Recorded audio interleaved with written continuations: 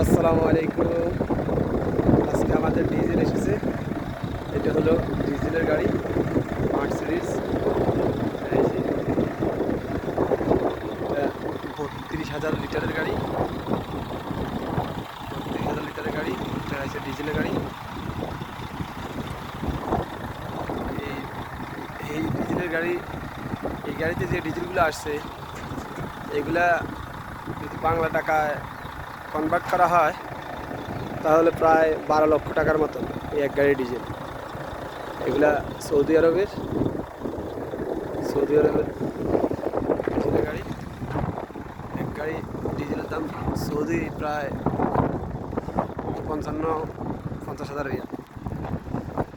আর বাংলা টাকা কনভার্ট করলে এটার দাম হবে